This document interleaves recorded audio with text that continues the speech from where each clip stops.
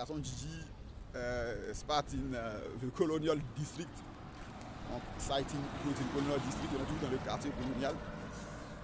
Et on fait notre petit bonhomme de chemin. La question qui nous vient d'un abonné.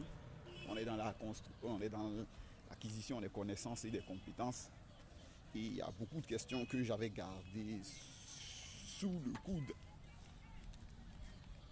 qui reviennent de façon constante et constable. Et la question qui est posée là, on est donc en face de la sous-préfecture là. Là, on a l'église catholique. Et donc, ceux qui connaissent la ville savent un peu comment, là où je suis. Et il dit, si les investisseurs et les prêteurs, on est toujours dans le cas d'investissement et prêts d'argent, si les prêteurs et les investisseurs sont sensibles à certaines données, est-ce que cela ne signifie pas qu'ils sont manipulables? C'est-à-dire, si les investisseurs ou bien les prêteurs, eux, quand ils veulent te prêter ou bien quand ils vont investir dans ton affaire, ils veulent voir un certain type de chiffre,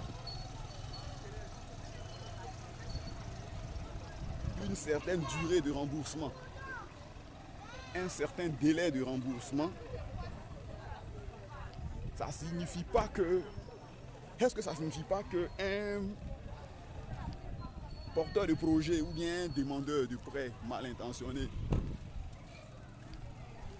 ne va pas les manipuler, les berner, de sorte à pouvoir obtenir le financement alors que l'affaire ne vaut pas un clou? Vous parlez comme ma vieille grand-mère, un clou rouillé. Alors bien évidemment, la réponse est oui. La réponse est oui parce que c'est de la manipulation. C'est en cela qu'on voit parfois des scandales financiers où on parle de malversation d'un groupe international dont peut-être le comptable a fait croire que l'affaire serait rentable. Mais également, on a besoin de ces éléments-là parce que j'ai tourné une vidéo où j'ai parlé, où on a posé la question de savoir si un business plan est facultatif ou bien n'est pas nécessaire, pourquoi les banques l'exigent d'elles. Alors on est là, derrière une vieille école de l'époque 100. Et donc, mais ces éléments-là sont nécessaires parce que ça sert également à vérifier de la sincérité de l'affaire. C'est en cela que parfois, si vous êtes un gars qui avait, par exemple, essayé de solliciter une banque pour vous accompagner dans un financement,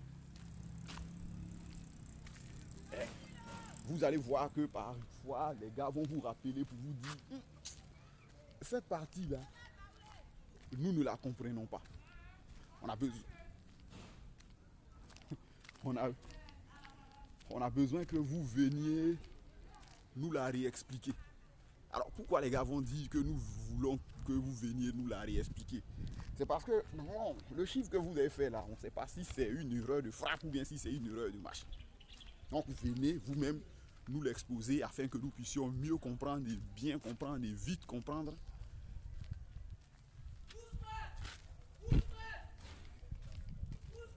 l'affaire.